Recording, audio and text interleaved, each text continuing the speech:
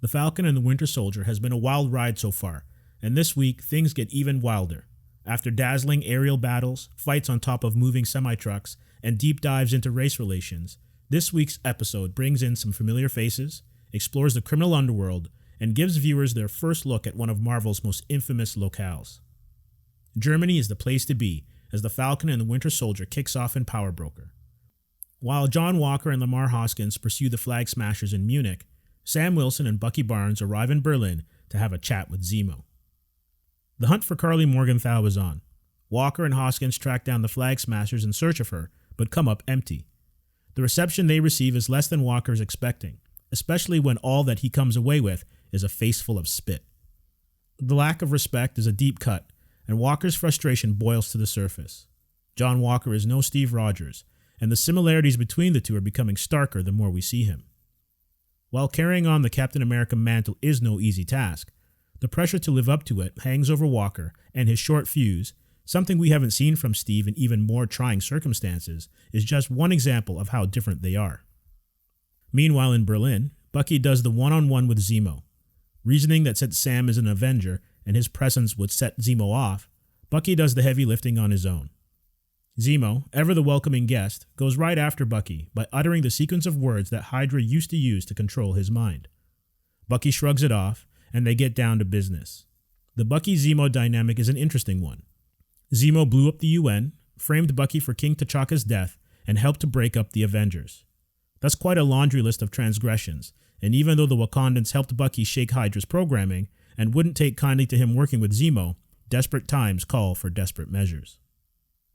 The enemy of my enemy is my friend, at least for a short time, and Zemo, realizing that Bucky was a Hydra pawn, actually has some sympathy for him. This softens Zemo's disposition somewhat, and when Bucky reveals that a new set of super soldiers are running around, it piques Zemo's interest.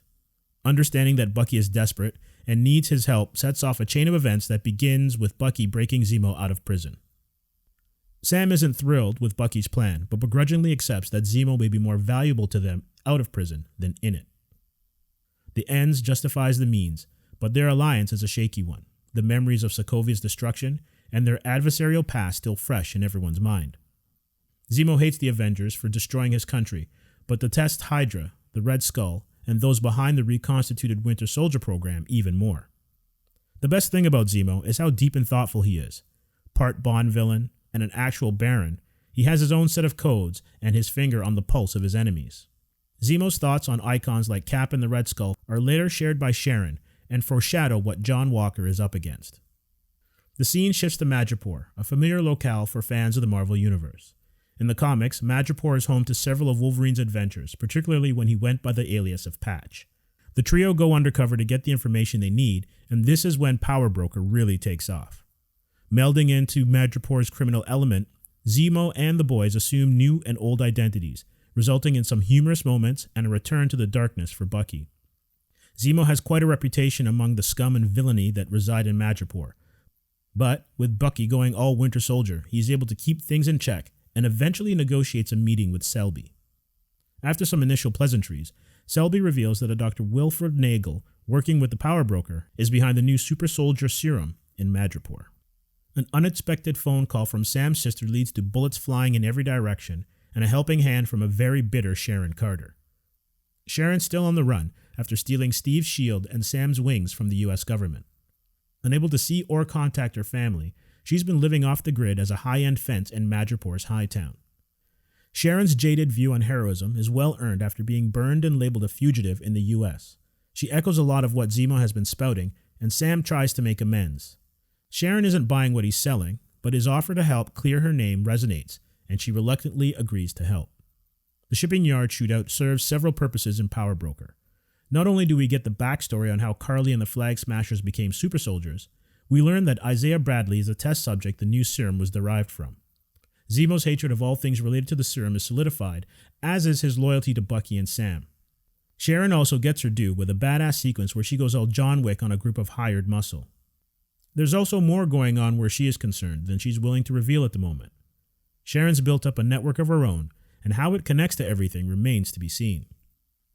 Speaking of connections, Power Broker does a wonderful job of pulling in elements from Captain America the Winter Soldier, Avengers Age of Ultron, and Captain America Civil War. Sokovia's destruction and its aftermath, the lengths Bucky, Sam, and Sharon went to at various times to save each other, and the Wakandans still holding Zemo to account for killing their king all get major notice. The introduction of the mysterious power broker adds some spice, and their true identity will no doubt fuel speculation. Power Broker is probably the best episode of The Falcon and the Winter Soldier so far. The narrative threads being woven are all coming together with some humor, espionage, and all-out action sprinkled among the intrigue and character development. Being at the midway point of the series, the plot is starting to get a little hard to track, but there is ample time left to make it all work. Madripoor is a star in itself, and there needs to be a series set there. Maybe that's where we'll first see Wolverine in the MCU. The Falcon and Winter Soldier, Power Broker, 4.5 stars.